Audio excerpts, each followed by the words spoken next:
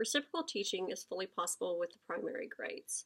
Extra portions of the lesson need to be added to help the students better understand how reciprocal teaching works. And extra people needed to be added into the groups also to kind of move the action along with the group's lesson, because there's 11 steps and that's a lot of things for little ones to keep up with. With the phases of introducing this to a primary class, you begin with the strategy development, and that's where you're explaining the different pieces of reciprocal teaching.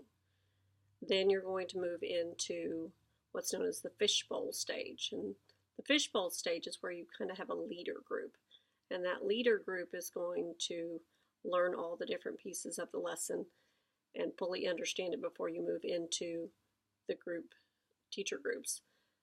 The teacher groups include a student from the fishbowl in each group, and they are going to act as the leader of that group to help become a liaison for the teacher to help the different students understand their different parts.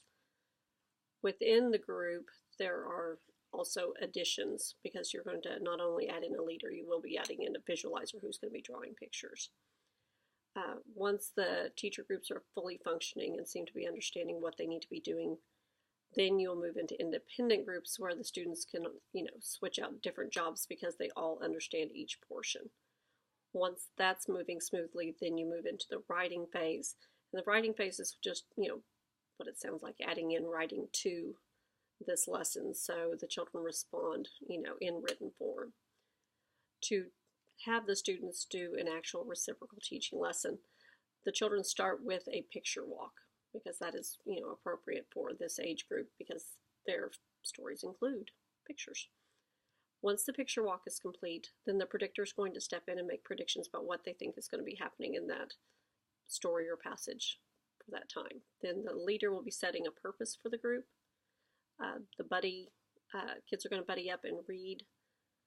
After that, you're going to have the whole group choral read, and then you'll move into the lesson where the predictor is now saying if their predictions came true. Then you move into clarifying anything, like they're going to pick a couple of words that might need, some clarification. The questioner is going to be asking questions to the group about the passage and stories. Then you're going to move into the visualizer, which is that new component with this, with primary grades. You have a visualizer, and they're going to start drawing pictures that reflect the story. And the summarizer will then summarize the passage or story, and then the visualizer will share their picture. And that's how the primary grades lesson works. It looks just a little bit different, but it works well for children of that age.